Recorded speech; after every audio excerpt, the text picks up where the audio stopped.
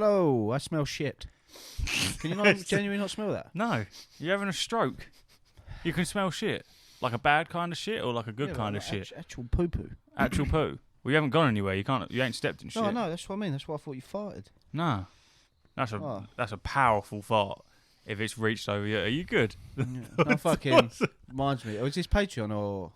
No, you said you wanted to do the normal. Yeah, I don't mind. Yeah, I'll save the poo story for the Patreon then, as usual. Right, yeah. Save that for the fucking payers. Yeah. Right, well, do you want to crack on then? Yeah, I'm back. Sorry I wasn't here last week. It's probably going to be like that every other week, more likely, when my wife's working on the Friday. Just the way our work schedules line up, it doesn't really... It's all changed a little bit. But there might be times where I'm 2 weeks in a row, hopefully. And then the week before, obviously, your boy was in Scotland, so... I was in Scotland. I climbed Arthur's Seat. Yeah? Yeah. It's like cool. a fucking... In Vans and chinos, I was feeling the fucking effects of not being in the proper gear to do it. Yeah, I bet. But I did it nevertheless, and it was most fun. It's like I think it's like 250 metres up or some shit like that, and it's all rocks and very fun. It's impressive, man. I thoroughly enjoyed it because I'm on my little health kick. It was nice. How are you getting on with that? It's all right, man. It's all right. I'm fucking losing weight and eating better. All right, and fucking running half an hour for 4 days a week. We're like the opposite, because I'm gaining weight and eating worse. You used to be the gym bod that I'd aspired to be, and yeah, now, don't get me wrong, I'm envious because fucking hell do I miss McDonald's. Oh my god. However, in this new little turn of events, I have discovered the KFC salad box. Yeah, and nice. Oh, Jesus Christ, they're good. Rice and that. No, this one's just salad and chicken. Rice. It's fucking good, man. Ooh, but the only saving graces I've got is that if you're looking at fast food, kebabs are the best. All right, they're like out of all the bad shit, they're the least bad shit because they're just fucking. Oh, you mean like proper chicken kebabs and that? Yeah, chicken kebabs, or you fucking doner kebab to an extent because they ain't fried or anything like that. They're like, if you want to have something, then they're sort of like the best thing to have, which is decent because you know me, I fucking love a doner kebab. Ooh. Yeah. The funny thing is, I'm not really like that. I don't like McDonald's. I used to love KFC. I don't really like that no more. Like, I used to love Greg's. Don't like Greg's. You bang McDonald's quite frequently after these? No. Yeah. Probably once. I'm pretty sure the last time. Yeah, maybe the last time, but not normally. Not normally. It's only if there ain't no dinner on. When I get in, I might grab something, but I do not like McDonald's. I'll buy McDonald's and eat it, but I don't like it. I don't think anyone fucking likes it. I think you just get trapped into it, don't you? But yeah, I'm not really a fast food man, bro. But yet I still eat shit. It's impressive. Maybe your job holds it down a bit better. Yeah, well, I'm quite an active guy. Exactly, that's what I'm saying. As much as I don't want to be. There's a whole plethora of things to talk about and that have happened in the last meet that we had. I'm very excited to talk about it. What you got? No, what do you want to talk about? Probably talk about pre-ordering the Assassin's Creed Shadows Collector's Edition. Sorry to all the people that fucking hate Ubisoft and say, don't pre-order. And I know we've said that before, but you can't say no to a really cool looking statue, can you? Do as we say, not as we do. You just can't do it. We got so what is it? Fucking is it June when Elden Ring, Shadow of the Erdtree's out? So 6 weeks or something. 5 weeks now. So that'll be a collector's edition on its way with a fucking statue.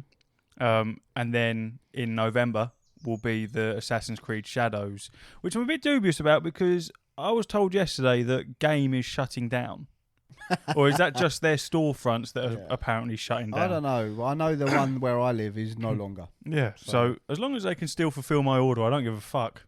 All right? But when I see that it's 240 quid, which is obviously substantially more than what the Mirage one was. But you've seen it. We showed each other.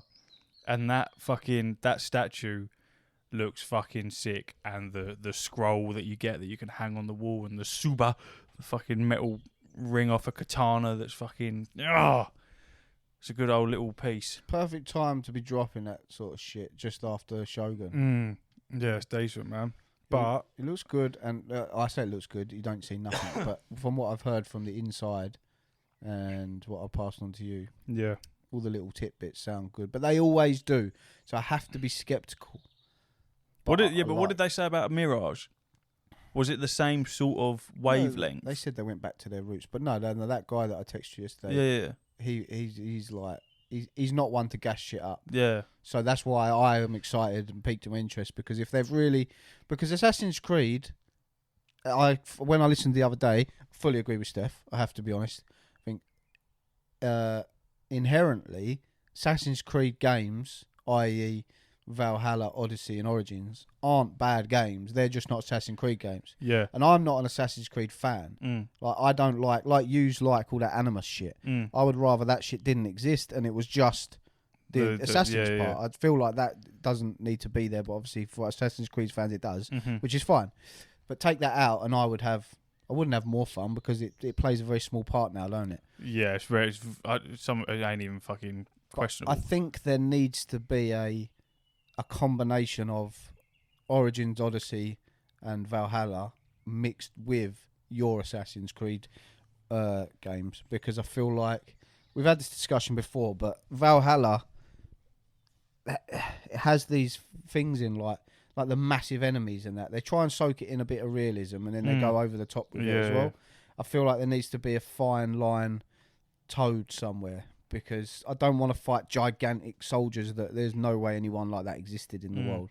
And the combat was shit, if I'm perfectly honest with you, because it was just the same slash, and it was silly because you do the silly things. Well, I don't personally like, and I know some people will, you'll like uppercut them with an axe and they'll fly in the air. I don't want that. I'd rather that axe just dug in his chin. Yeah, I'm the same. Do you know what I mean? Yeah, that's, I feel like if they can get the combat right with the big world, but also actually have a story there.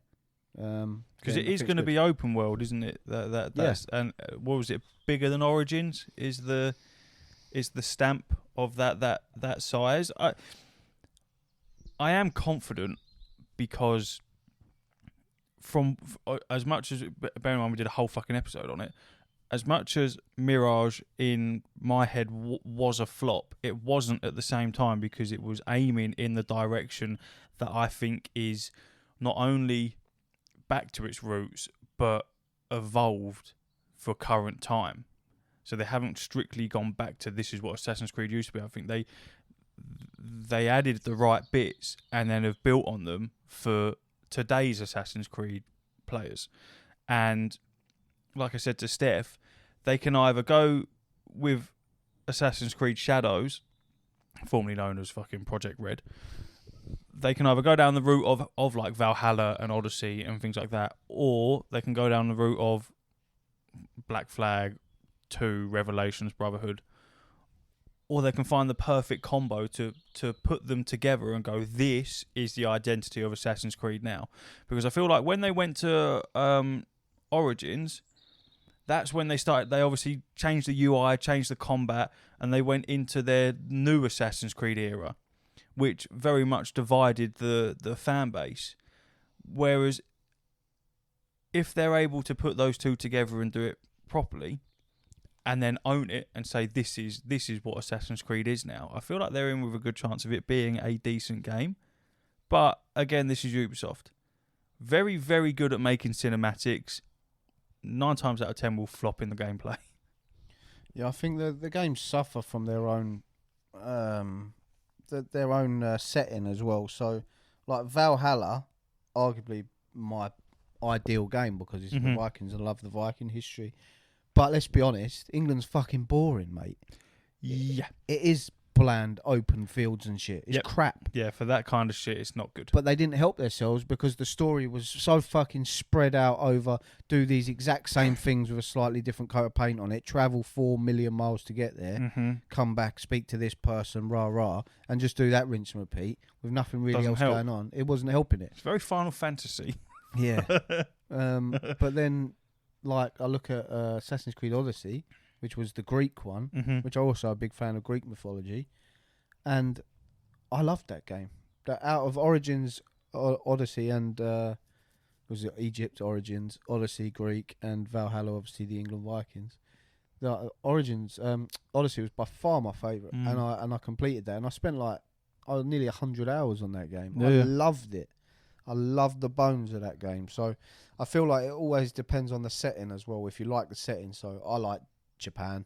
I like Japanese stuff. I like think samurais. most people do. Exactly. So I feel like that's already going to put it in a lot of people's thing. Obviously, there's a lot of discourse about the main protagonist, blah blah blah. But no one's ever going to be happy. Well, I'm just reading up on it because I don't want to start saying shit about it and then get it wrong. But I'm pretty sure the male protagonist, I can't remember their name, is based off of a real samurai esque. He is, but then also, I don't know the history of it, but then you've got people arguing saying, but he wasn't actually given the title of samurai, so he wasn't a real samurai. I was like, but also the Medusa wasn't real. So, you got to draw the line somewhere. And I didn't see anyone kicking up a stink when Neo had a white protagonist in Japan. Yeah, it's very difficult because the Japanese setting for Assassin's Creed is something that most Assassin's Creed fans have been begging for fucking years. You're talking like well over a decade. People have been asking for a samurai setting. Well, it's perfect because they're like ninjas and stuff. It is absolutely perfect. Yeah. And then when you had Ghost of Tsushima come out, everyone was like, right, well, this is what we've been wanting. It's not Assassin's Creed, but it's a bit of a spit in the face to Assassin's Creed fans. Yeah, this is what we want. And now, like you say, it's the perfect time because of Shogun, and I feel like in recent years, the Japanese perspective in games has always been a very popular setting, but I feel like now in the last sort of like 5 years, it's become quite more popular, and it's annoying to see Shadows get announced, get the reveal trailer, and then if you go into the comments on any of the fucking videos, whether it be YouTube, Instagram, fucking whatever, it's just people ripping the shit out of it. You go, Ghost of Tsushima's coming out on the PC soon, I'll be playing that instead. It's like, what? These are the same people that were begging for Ubisoft to bring out an Assassin's Creed that's based in Japan. So it's like, now that you've seen it and that it's on its way, people are just comparing it to something else that's very, very good and dismissing it straight away. And it's just annoying because it's like, this is the shit that you wanted, now you're getting it, you're whinging about getting it. People will always moan, and they'll never be happy, even if it's the best thing ever. People will still complain about it. My only worry with Assassin's Creed, this one anyway, as I've said before, I prefer playing as men. Just my preference. I hope you can do all the sneaky shit still with the samurai guy. I hope he's not just the tank, fucking samurai guy. Yeah. I know he is the samurai, but I'm hoping you can still sneak about with him and all that stuff. Mm-hmm. Just because I'd prefer to play as him. He's just more who I'd prefer to play as. So, I'm liking the fact that it's on current gen only. No, I didn't know that. Yeah, that's very good. So only PS5, About Series fucking time X and we got S, something and like PC. That. Yeah, it's finally the tides are fucking turning, and like that thing that you sent me from the guy on Twitter. It's been made on an upgraded engine, so it's basically it's been made for the likes of PS5. There's none of this bullshit where it's, we've got to make it run on PS4 as well, so we have to fucking sacrifice something for something else and blah blah blah. That shit's all been fucking thrown away. It's, you want to play this, you need the next gen, and that's just it. Which is fucking how it should be, because they've had more than enough time to start doing this shit. I have some details here if you'd like me to read. Go on. This is from Shinobi602 on Twitter. I know he's quite big in the gaming world. He says Assassin's Creed Shadow details. I don't know how much of this is like out in the open, but this will all be like factual that he'll know. New gen only, PS5, Xbox Series X, PC on an updated Anvil engine. Like you just that's said. the one. Takes place in feudal Japan in the year 1579 during the Azuchi Momoyama period. Time period sees a range of activity including Portuguese merchants, legions of samurai, shinobi, and Jesuit missionaries, etc. Look, this is what you said as well. Large open world as big as Assassin's Creed Origins, which is not a bad thing as long as it's not shit. Yeah, as long as it's filled with stuff to actually do. Exactly. Players 2 protagonists, Yasuki and I know the names are struggle, isn't they? Now. Now. Yeah, let's go now. There are set personal quests where you play as one or the other, but you can freely switch between both in the open world and during other objectives. Is that the same as that the one with the Evie Fry and thing? Did they do something similar to that? Or it was? I think it. Could you swap or were you? No, yeah, you could swap. Yeah. I feel like you could. It's been so long since I played it. I'm pretty sure you could swap. So it sounds like that then. Yasuki is a real historical figure who was brought to Japan by I still don't know how to say this. Jesuit. I don't know if it's like Jesuit or Jesuit, whatever, missionary, and then became a samurai and served Oda Nobunaga.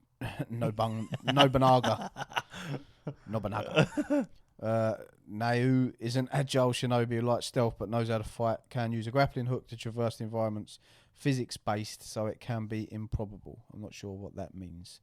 I think it means it beholdens to physics in that.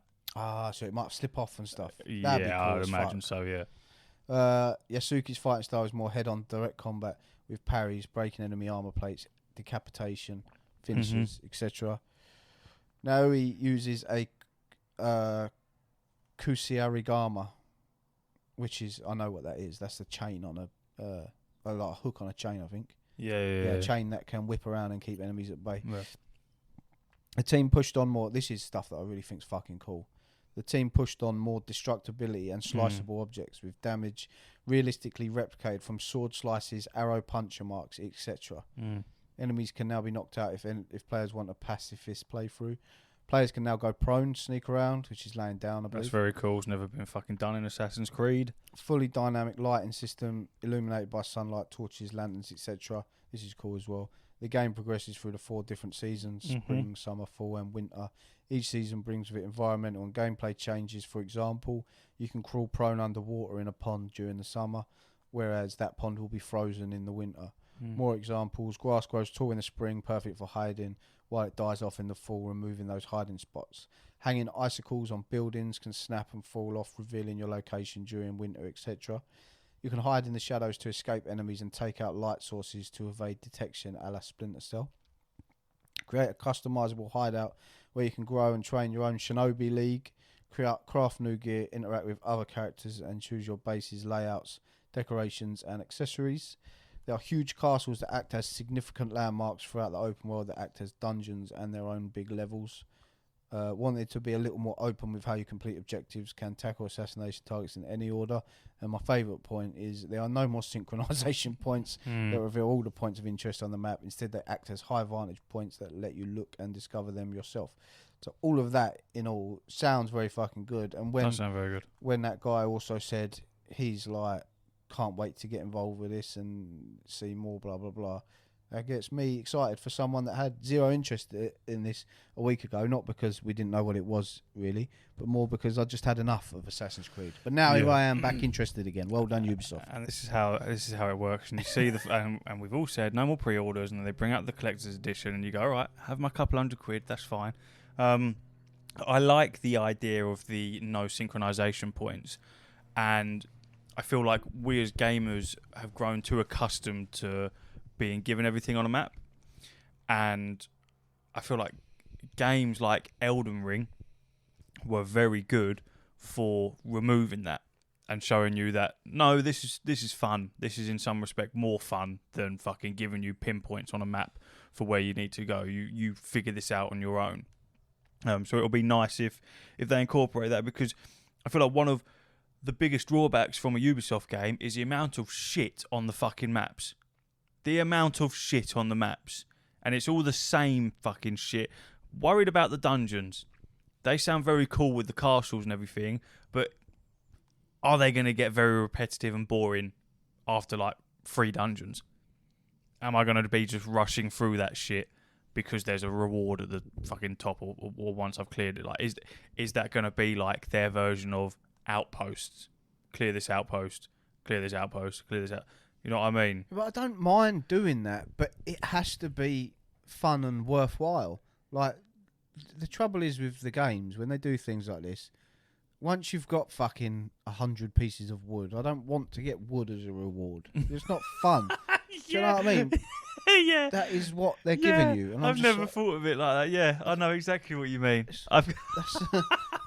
What needs to be behind them is like cool, like fucking amulets that give you powers, or weapons, or armor, or appearances, something that is different from what you've got. Don't give me resources and stuff like that. Because I'm pretty sure I read that you can also have like clan type things, like your own base where you're. That's what I just read. There, you can create your own Shinobi League.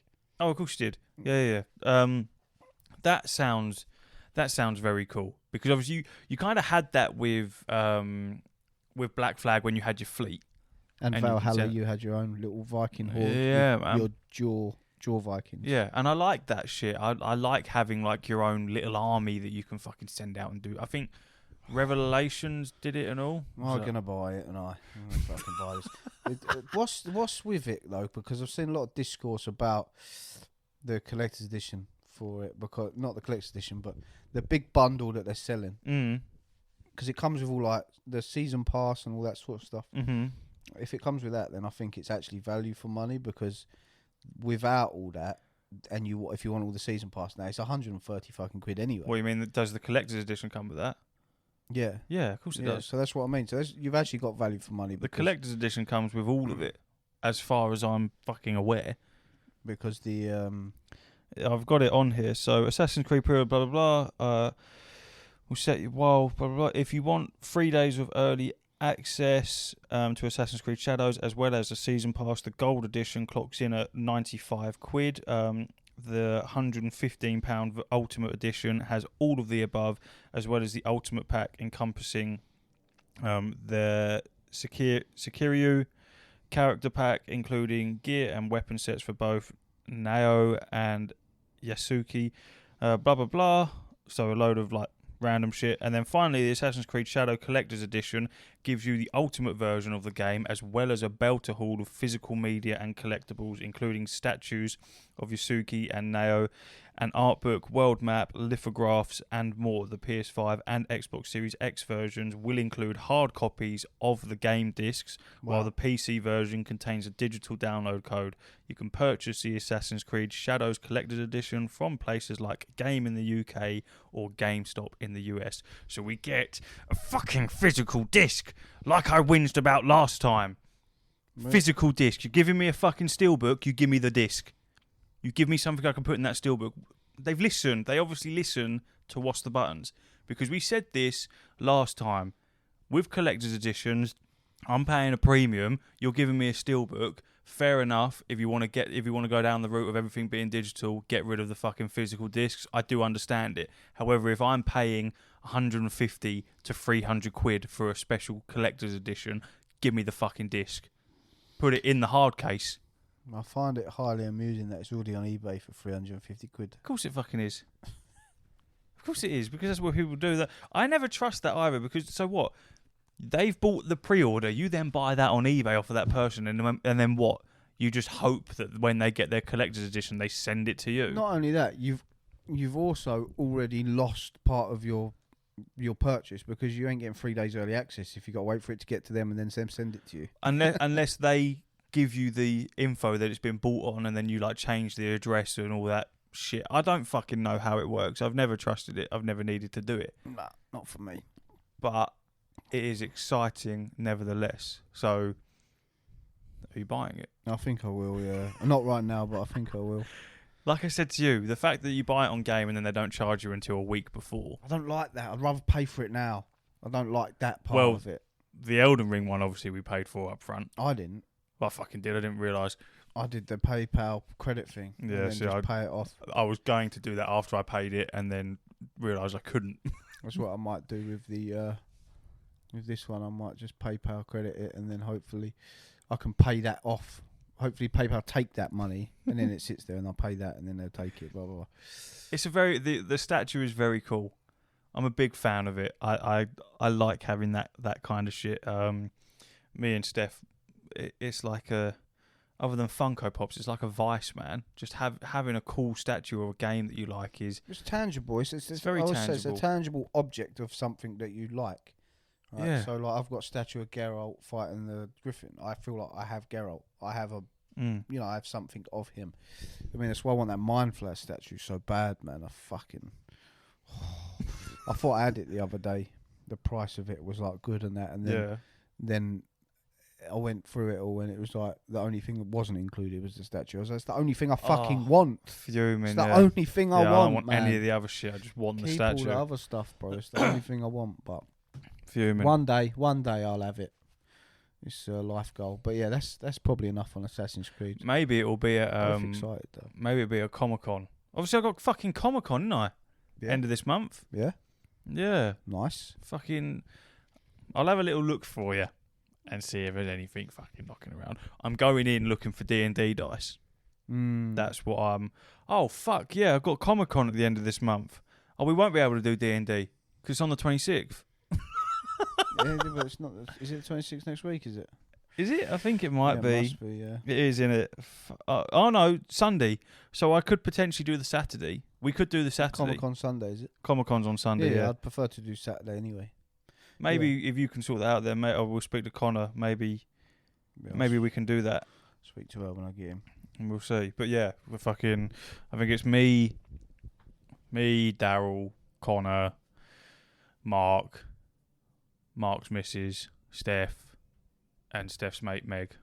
There's fucking 7 of us going. Hey there, Meg. It's going to be quite cool.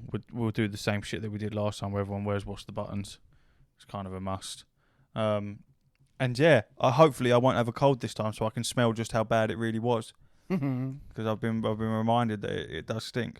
But I'll be interested by all the D&D stuff, because obviously last Comic-Con I went to didn't pay attention to any of that kind of stuff because we weren't in that world. Whereas now we're involved with it, so I can see it from a different perspective. I fucking love it as well. It's very exciting. I was talking to a geezer at work about it yesterday.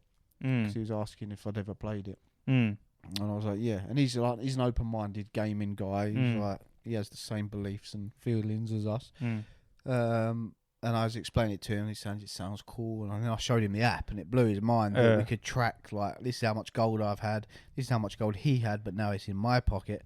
Do you know what I mean? And I was saying to him, I think, like, D&D is...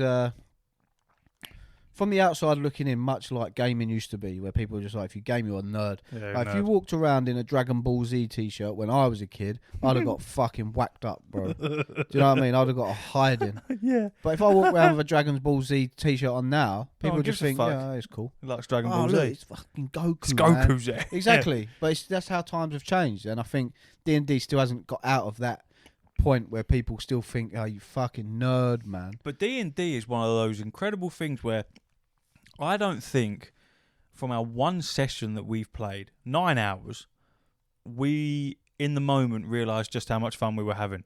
No, how much we were laughing. Yeah, exactly. About Owlbear. And all we were doing was looking at a green bit of cardboard with me rolling a 1. Yeah. You know what I mean? Like and Connor had doodled on it in fucking Sharpie or fucking whiteboard marker, and that was it. But this is why I think it's people don't understand, because I think the people that do get it are obviously they're into it, but they have the minds for it. You have to have an imagination because you're creating this off your own.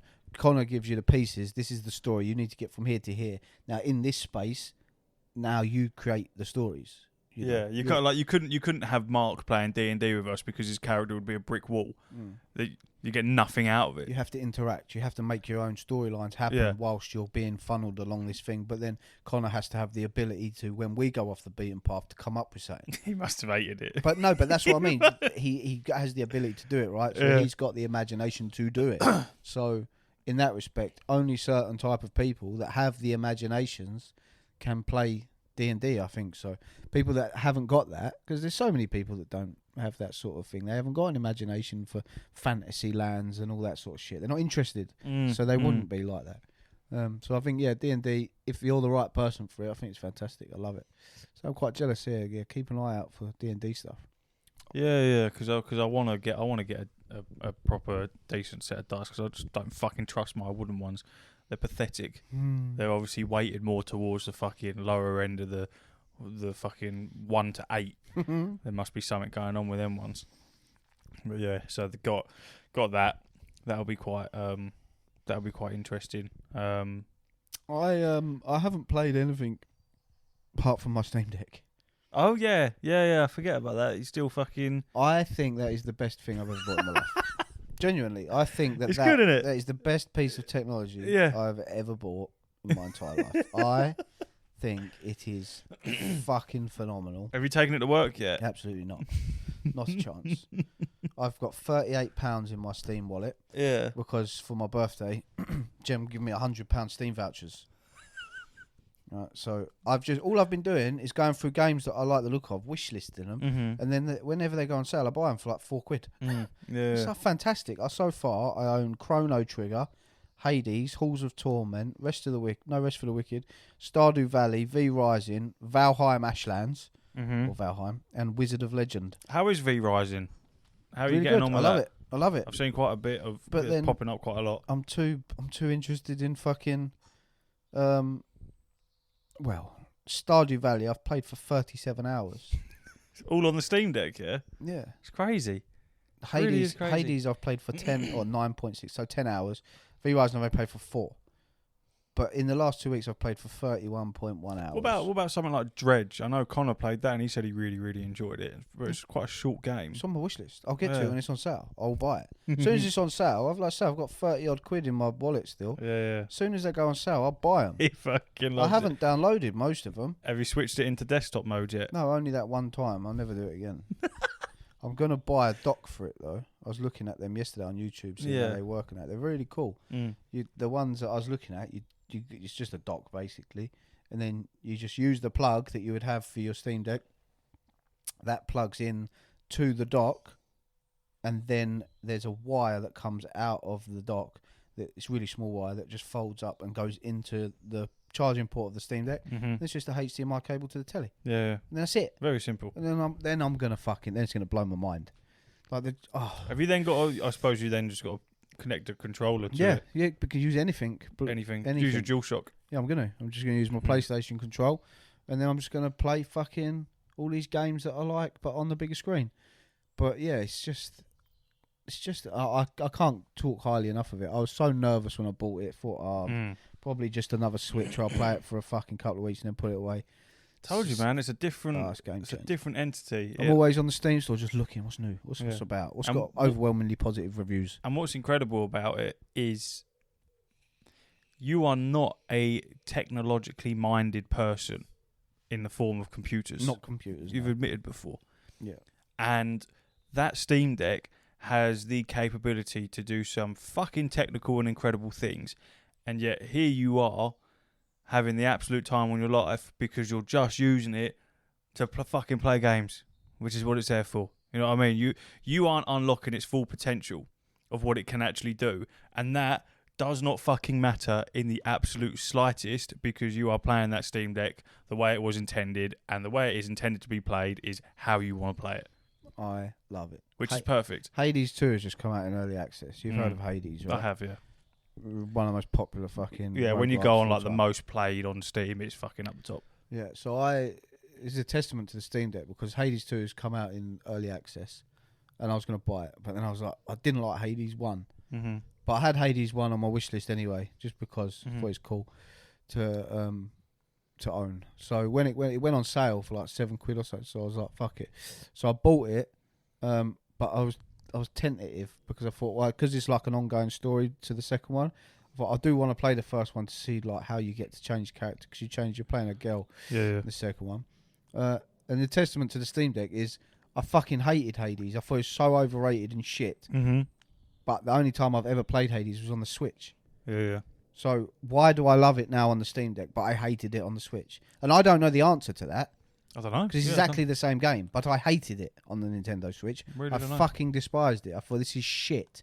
I couldn't get past, and I'm not a shit gamer. I'll bang my head against the wall. I'll get there.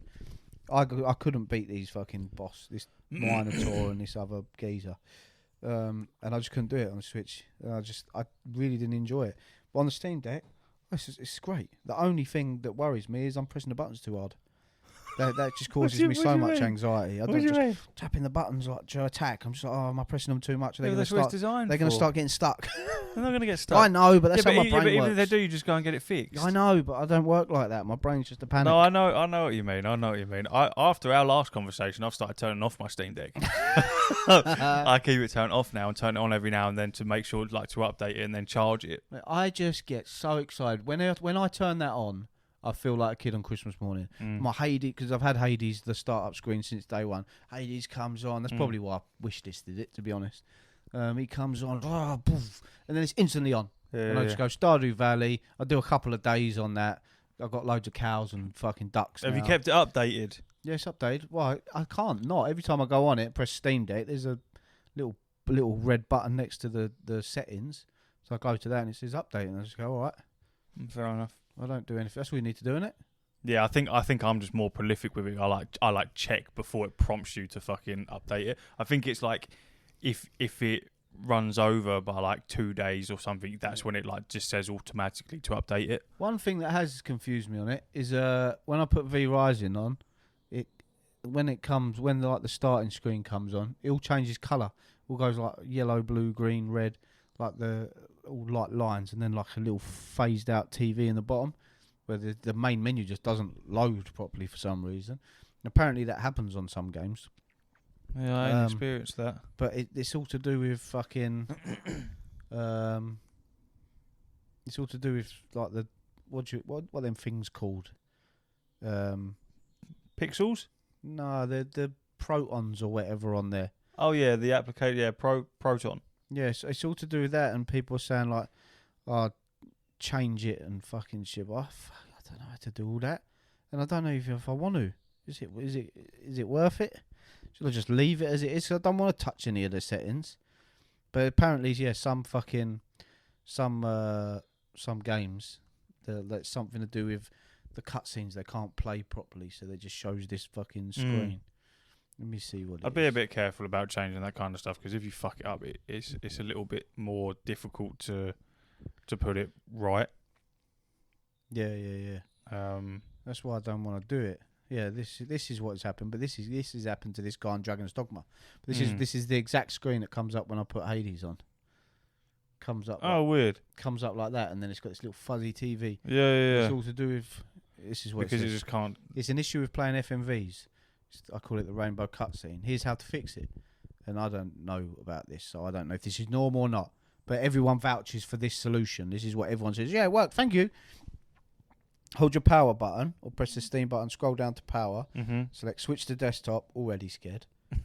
Open the Discovery Store in the bottom left. Yep. Once you have control of the Dex trackpads, search for Proton Up QT in the store. Download, install, and then launch it. Once a little window pops up, click Add Version. Make sure it is selected with the compatibility tool, Proton GE, and then whatever the latest version is. Install it, go back to game mode, select the game, select the gear on the far right, then scroll down to Properties, go to Compatibility and check mark Force the use of specific Steam Play compatibility tool, select GE Proton. That makes sense, it's pretty simple. But then what scares me is go to desktop and then search for something in a store and then download and stuff. What store? What is?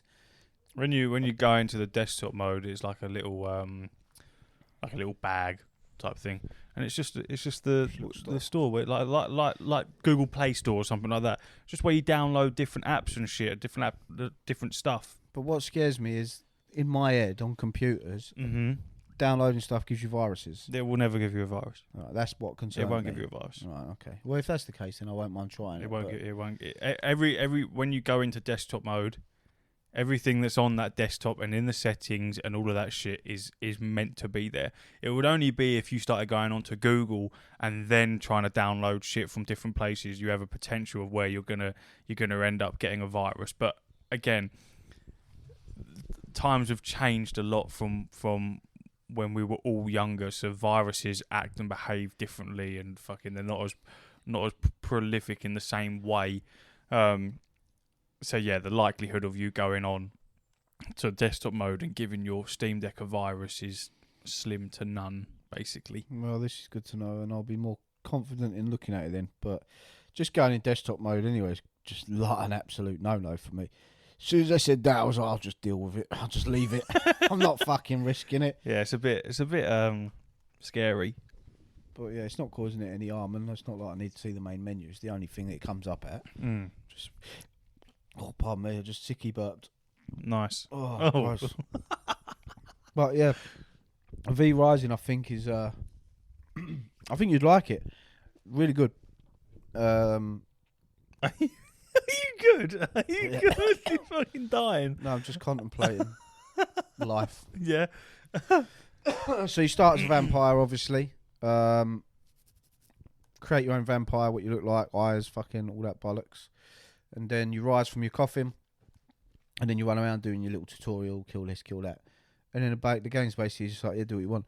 So you basically, it's just like a constant, I don't know what games to think about. It's probably much like that in Shrouded in terms of, and Valheim to a degree, where you build your castle, or you build your castle heart, which is like, this is where I'm building. And then it will be like, your next objective is always do this to unlock. So it's like, build a floor in to unlock walls. And then you do that. Yeah, it's that sort of stuff. And then I'll do this to unlock research table. Yeah. So it's just constantly standard like that. Procedure. But there's also like bosses that roam the world, and they have V blood, and you can track the bosses, and they're all different levels and stuff, and they always unlock new powers, and it's really cool. You get to like suck people's blood. Suck people off. Yeah, basically. Yum yum. And they have like a percentage of how powerful their blood is, and it will say when you hover over them, like 80% blood, which is good, and it will give you 80% of the buffs that say he's a warrior. He'll give you 80% warrior blood buffs and stuff. It's another cool thing. It's cool. Yeah, it sounds like the standard like survival-esque type. You can capture people, and put them in prison in your castle, and then just feed on them. So if you feed on someone, they die. But if you put them in your castle, they're like your thralls. So you can just constantly fucking. I want rogue blood today, and I found a fucking 80% blood rogue. Then I'll pop him in prison. I found a 100% blood warrior. Well, I'll suck him off today. You know what I mean? Like that. It's great. I love it. But no, the game. I think obviously I'm playing on a solo thing, so you can set your settings how you want it. I set it to just PvE solo server, But I think if you set that to PvP. If you went on a PvP server, I think that's nuts. Because all like the different plots of land, there's like fucking hundreds of different places you can build your castle. But obviously, only one person can build their castle there. So oh shit, yeah, fair so enough. You build your castle, people come raid you and shit. Oh so try and take your castle down, take your land. But then vice versa, and there's better spots to have. Like some are near lakes, some are like in cemeteries. Oh, that's quite cool. I like that. So if you was actually with a pal. Or a couple of pals. You can fucking take over. Yeah, you can just go fucking raiding out on other vampire castles. You could have like a whole fucking little empire there where you've all put your little places near each other and fucking, I'm being attacked, quick. Yeah, you could have a vampire castle estate and then just go and go and invade other castles. Send word to the north. Mate, in that respect, I think it's really cool. But I haven't got anywhere near there because I haven't even built a wall yet. So I've built a lot. I've got loads of tables and chests and stuff, but I haven't built like a fucking enclosed thing. I love that. I love that you explained all of that, and he's just like, I ain't got there yet because I ain't got walls. But we're very similar, like you always say. I'm not creative enough. Yeah. When we're in my thing, I've got the castle heart, which is what pumps the castle, makes it work, and you need to top that with blood to get all your machines and stuff to always work and craft and rah. But where I've put everything is just basically in the middle of an open field, and when I look at that open field, I don't see places to put walls and castles. I just see open field, and I'm just like, I don't know where to begin. Yeah. So I just don't. I just go around killing people. Yeah. See, my thought process is right. I have all these things that I need to lay down to craft things and fucking establish a plot. Blah blah blah blah blah. Square, roof, things go in the corners. That's exactly what I did. Exactly what I did. Maybe a second floor that will be exactly the same as the bottom floor, but with a bed. Yeah. I just don't have it. Don't even do that. I think stairs, that sounds complicated. It's like when me and Connor were playing in Shrouded, it was like, right, I'll go and get all the shit. You crack on building. And so he did. Yeah. And fucking there he is, fucking doing all this weird, obscure shit. But when you have a game where you can create buildings like that, which fucking millions of games have a building mechanic. Some people create some crazy shit like buildings on Valheim. Bruv, some people make some fucking mental shit on there. Minecraft, I don't get where everyone gets the creativity from it. Fucking No Man's Sky, some of the building, like the settlements and shit that you can go and visit there that people have made. It's incredible. I'm very envious of people that can do that, but at the same time, I think I got fucking no hope in doing that. There was one game that Connor was talking about. I can't remember the name of it, where it had a building mechanic, and I was like, fucking hell, like, of course it does. But the style was you can unlock a house, right? You put that house down. You don't have to make the house. You just put the house down. And then there's a house for you. Oh, look, here's a fucking, I don't know, here's a battle arena. You may get to choose a different fucking colour and style of it, but you don't have to build the arena itself. You just have to find a square to plot it into, much like settlements in No Man's Sky. Is he playing Manor Lords? Is that what it is? I don't think it was Manor Lords, but he is playing Manor Lords. Of course he is. Everyone's fucking playing Manor Lords, isn't they? Not me. I'm playing Stardew Valley. It's not my kind of game. It's not my kind of game. But I know a lot of people in the Discord, on fucking in the guild, are playing it and are interested by it. I haven't really done any looking into it because I'm not bothered by it. So I've got very little to say on Manor Lords. Just that the people that are playing it say that it's good. I just fucking love it. I love it. I love Stardew Valley. I love Hades. I love all my games. I feel like a child. You know when they've like, I love my games. Just nerdy as fuck. What fucking games are here? That's just what I feel like. And all them games we just said, Valheim, fucking V Rising, Manor Lords, all playable on the SteamDeck. I'm just like, yeah, I've accessed all these games that I never had before. Like now, Hades 2, I'd have been interested in that, but just with the PlayStation, I couldn't play it. Yeah. Because there's no early access. Yeah. Now I can just go, yeah, I'll have a dip and dive in that. Yeah, I'll do that. And I love it. And it's inspiring me to just play more and more games. And I feel like that was the main goal that Valve wanted when they created the Steam Deck was to get people to play those smaller games, those games that you might not have heard of, or like you say don't have access to because you're only on one console. I think for an indie developer, something like the Steam Deck is a gold mine. Because you can... I don't know what it is about the Steam Deck, but I would much rather play indie games or smaller developed games on that than the big heavy hitters. Yeah, I don't want to play heavy hitters on there. I wouldn't want to play something like God of War or Ghost of Tsushima on there. I just wouldn't want to. Yeah. You can, but I like to see that on the big screen because it's artistically... That's the whole point. Ghost of Tsushima is so like artistically fucking prevalent. But like the little indie games... like Hades and that, they're perfect for that. I love them games. I would have loved to have played Cult of the Lamb on Steam Deck because I feel like it was the perfect sort of setup for that. You know what it is? It's all the games that are like easy to pick up and put down. Yeah. That are perfect for the Steam Deck. Whereas like the ones where you have to pay attention, like God of War, because you're invested in the story and you want to feel everything, they're the ones you want to play on the big screen with the headphones and all that. But when it comes to just pick up and play like Hades and roguelikes and fucking Stardew Valley being the most obvious one. It's just a little farming game. I do a day on that and then I turn it off and play something else. Perfect. That is exactly what it's designed for, I think, and it's taking up all my time. I'm obsessed with it. Literally, I haven't really played the PlayStation at all since I've got this. Just it's all I think about, care about. I'm glad you like it. I don't like it. I fucking love it. I'm gonna get a Steam Deck tattoo, like a Valve symbol. I love it. They're good investments, man. For because they're just very unique. They're very weird console to have ownership of.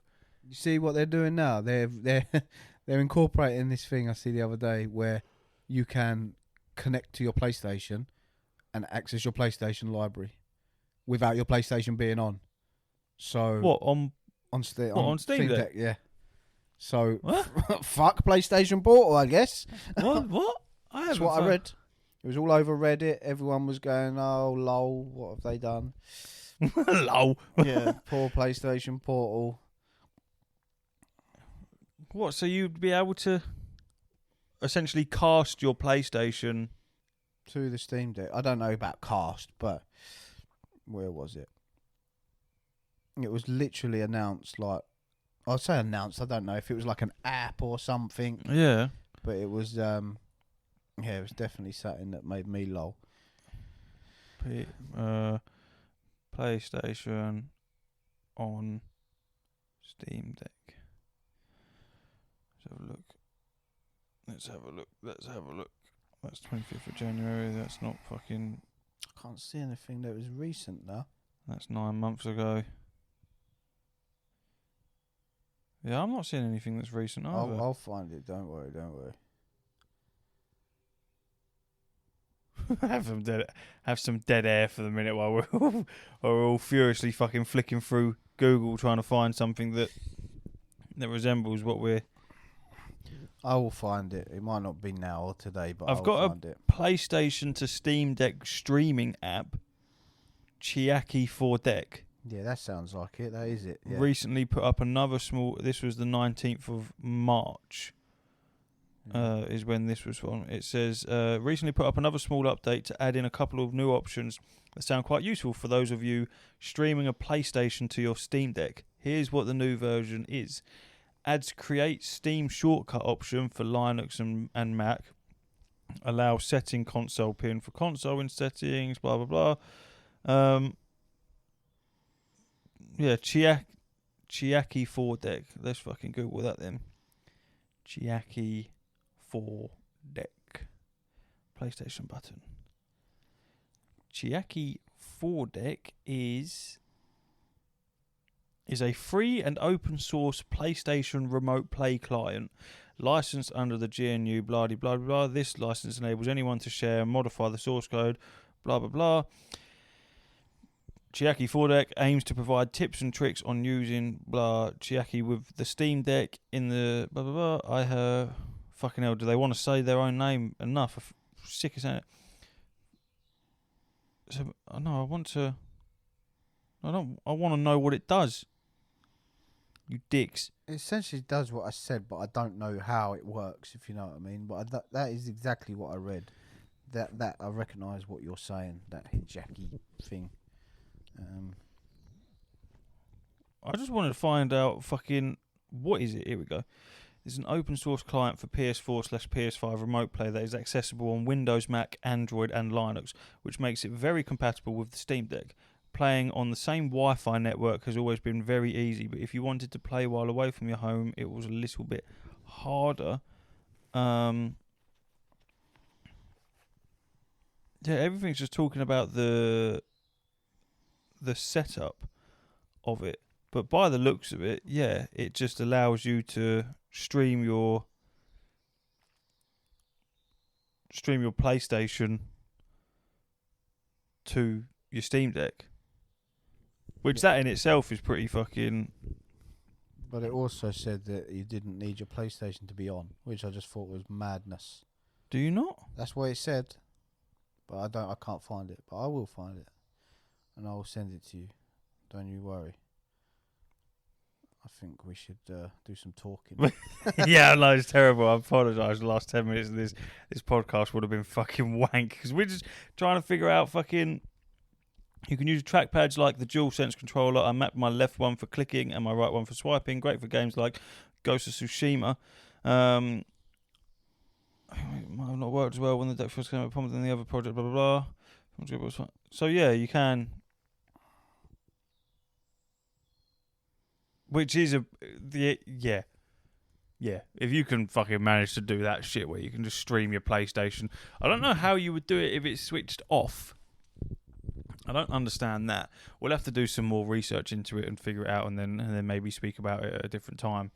But either way, the Steam Deck's a cool, powerful thing. I'm glad you have it. I'm glad you love it. I love it. Anyone else that's deliberating as to whether they should get one or not, I would highly recommend that you get a Steam Deck just because they're incredible. I feel like if I didn't have a console, I'd be more than happy with this, genuinely. because, like I say, once I dock this, whatever. I feel like that's how people feel with the Switch, or felt with the Switch when it first come out. It's like this, the capability of this is crazy, and then obviously what Nintendo then did was nothing. The trouble is with Nintendo is they've got it all perfect. They just don't have the library of games. Like this, as I said this before, like a lot of Nintendo. If you're not interested in Zelda, Pokemon, or Mario, well then fuck you, I guess, because no one wants to play The Witcher on the Nintendo Switch. They're just not optimized for it. It's just I'm not saying it's bad, but it's not going to be very fun. I'd like to see the capability of it if it was harbouring the same sort of hardware that the likes of the Steam Deck have in terms of capability, because the software in the Nintendo Switch now is so incredibly outdated. It can't run anything that is fucking new. Look at what happens with Hogwarts Legacy.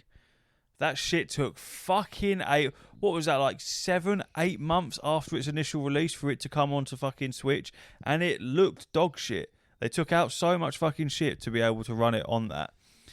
And you think if they come out with a Switch 2 that was on par with what we've got today in terms of handheld devices, I would be interested to see what those libraries look like and what is involved, because obviously Nintendo are still trying to delve into that, getting more variety of games on the Switch. There is far more than there used to be, but I agree with you.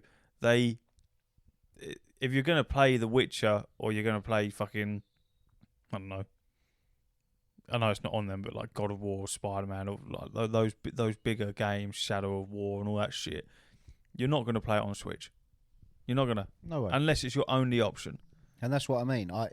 If my only option was the Steam Deck, I would still be satisfied. Yeah. Genuinely. I think it is absolutely fantastic. And what is really good for Valve is that when the Steam Deck 2 comes out, I'll be buying it. Because I'm in now. I'm in their ecosystem. Yeah. I will never buy another Xbox. Xbox is gone dead for me. Unless Elder Scrolls comes out and I can't get that, and But that's another boat, isn't it? But yeah, I'll be buying a Steam Deck 2. Probably not until my Steam Deck decides to get a little bit broken, or just an excuse to be like, I don't really fancy it no more. But yeah, I think it's an amazing bit of kit, and I think it's not underrated, because I know everyone raves about them, but people should be screaming about these things. I feel like the Steam Deck in the Steam Deck community is very, very highly renowned and gets the praise that it deserves. And it's also, you're throwing that type of thing into a community that is fucking filled with nerds. Not just that, right? But have this right as well. You got a Steam Deck and you got a Nintendo Switch, and you want to play The Witcher 3. Yeah. Guess what? You'll get The Witcher 3 on Steam for like £4. The Nintendo store will be £50. That's like scandalous. Because fucking Steam is for the people. That's what I mean, and this is what I was saying. I've read, because I followed Steam Deck on Reddit and stuff like that. It's always popping up now, and people were saying, like, Steam Deck was like a month out of warranty, and he thought he'd try. It's like they sent him a new one. Yeah, they sent him a new one because it was thing. And then there's people with like the ASUS ROG thing. Yeah, they sent theirs off. Get fuck all back. They broke it. They sent it in for something minor. I can't remember what it was, but something minor that they just wanted fixed because it's still in the warranty. They then said they're not going to fix it because there's something else wrong with it. And if you don't fix this, pay to have this fixed, then we won't touch the other thing. No, it will come back, but it will be dismantled and you'll have to put it back together yourself. It was just like, so you're keeping my console hostage. I don't get that back then. What the fuck? And then there was just floods of people saying, yeah, they are terrible. Yeah. But yeah, Steam, I'll buy this game, knowing that if I don't like it, I can just refund it, no questions asked. I think they are amazing. I think it's because the platform that Steam is, I think they understand the demographic in the community that they have hold of. They are for the people as much as the people are for Steam. They're amazing. And I feel like there's an understanding that if you piss off your customer base, they will fucking drag you down, because you review bombing and shit like that. Like the people that use Steam are so incredibly good for the games that are on Steam and for the platform itself. But at the same time, if you piss them off, they culminate as fucking one hive mind and just drag shit through the mud. Because that's what they can do. It's one of the very few places where the community gets listened to quite heavily because they're so influential. But it's a symbiotic relationship, because things like with the Steam Deck, you have a few people that will just fucking slag the Steam Deck off for the sake of slagging it off, but you also have a massive group of people to pull from that are giving constant feedback and saying what could be helped and figuring out new things and shit like that. It's basically being developed by the people that fucking bought it, because they're just trying, and that's what Valve wanted. They wanted people to push the Steam Deck to its limits and do the weird and fucking quirky things and figure out what exactly you can do with this thing alongside the people that actually made it. Mm-hmm. It's very good. It's very good. And Steam has a very good returns policy and things like that. They're just, yeah, they're top tier when it comes to that kind of shit. They're god tier. They're the pinnacle of gaming to me. I think all this stuff I've read, I'm just like, you would never get that from Sony. Yeah. You would never get that from Microsoft. Like, and even the simplest thing, I've bought this game and it's shit. Yeah. And I don't want this game. Yeah. Have your money back then. Yeah. You don't That's like it, fucking amazing. Yeah. You've had 2 hours or whatever it is to try it. Mm-hmm. You should know if it's right for you, and if you don't, then you don't like this product, then have your money back. Which is how it should be. Yes, exactly. But you won't get that nowhere else. No. And that should be standard, but it's not. And the fact that they are doing that should get more fucking praise. Bro. And that's why they're so popular when it comes to your PC gamer.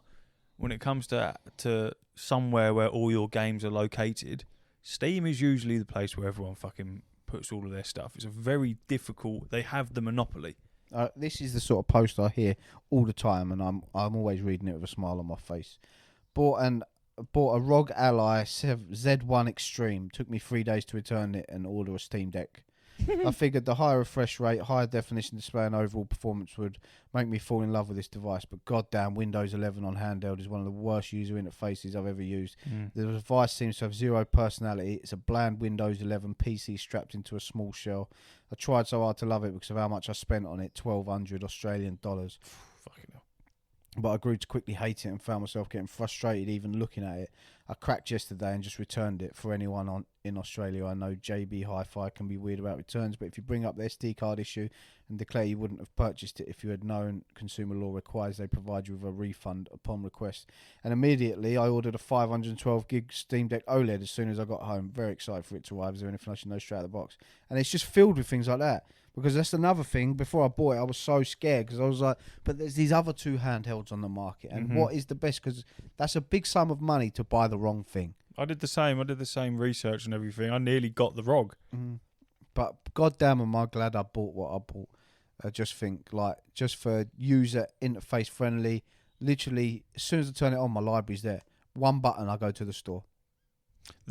Amazing. The Steam Deck is like a family dog, where you could buy the best pedigree dog ever that's good at one specific thing, one that's built for agility, or fucking sheep herding dog, like specialised for something. But your family dog is perfect. It might not be the fucking fastest dog in the world, it might not be the fucking biggest protector in the world, but that is the thing that you love because it's an all-rounder. And there's something special about it because it's yours. And I feel like the Steam Deck within the handheld space, other than the Switch, which I think is a separate entity in itself, but on the PC handheld space, the Steam Deck is just that culmination of everything. You nailed it there with the all-rounder. It is the all-rounder. Like, yeah. The ROG might have better performance and the other one might have better fucking visuals or whatever, but the Steam Deck does everything good enough. Yeah. And whereas the others will fall massively flat on other things. Mm-hmm. And I think and the common denominator I see mostly about the Steam Deck is Steam Deck has the staying power as opposed to the others. Steam Deck will still be here in 10, 20, 30 years, whereas these might not be. They probably will, but there's a chance they might not be, whereas Steam is already ingrained in gaming in such a way that massively. Whatever it is that, so for example, if I don't have my Steam Deck anymore, and Steam goes, we're not making any more Steam Decks. Well, I'll go on Steam on the computer then, and there's all my games still. Yeah, they're all just still there. The library's all fucking connected. I can go onto my computer now and play all of my Steam games on the laptop. Yep. So they're there. You know, all right, they're digital, but it's Steam. Come on, fucking shower some Steam love, man. I love it. Yeah, Steam is the GOAT. Yeah, in the digital space with PC, it's far easier than it is on the PlayStation and everything like that, because the external hard drives and shit like that are far more easy and cheaper to buy for a PC than they are for the likes of PlayStation and shit like that. The fact that everything's digital on PCs now isn't nowhere near as much as an issue as it is potentially for a PlayStation. Unless you're playing games like fucking Call of Duty and shit like that, where they are still very hefty, like memory-wise, on a fucking PC, it's not as crazy.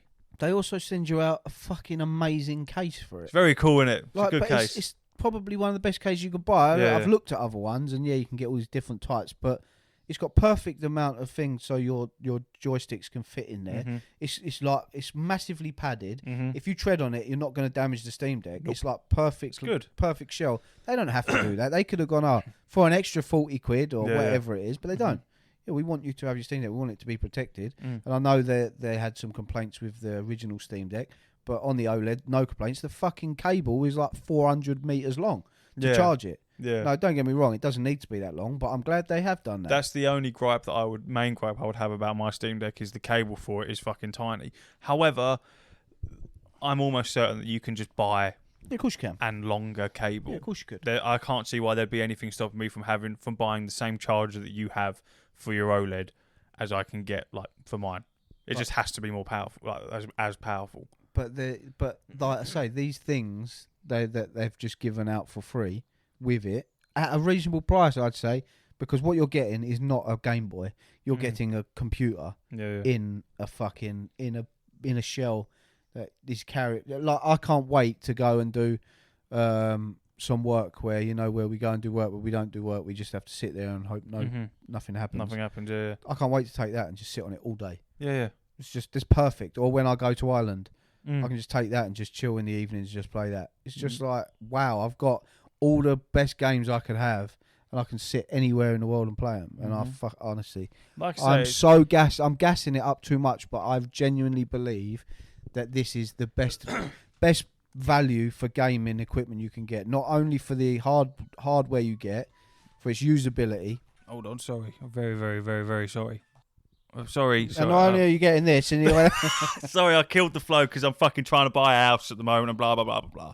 Carry on. I apologise. I genuinely can't. All I was saying is I think that I can't remember exactly, but I believe I was saying that I think Steam Deck is probably one of the best investments in gaming. If you were to pick one thing right now, solely for the future proofness of all the stuff you get, the price is not terrible in comparison to everything that you get, and the plethora of games that are available and the prices you can get them at. It's crazy. I feel like if you was just to buy something, you'd get so much value for your money, because a lot of the games, I've wishlisted so many games that I've got slight interest in, and as soon as they come up, sometimes I get an email or whatever, and it just says, "Oh yeah, it's this thing." You go on, it's like £3. I'm like, "Oh, I'll just buy it."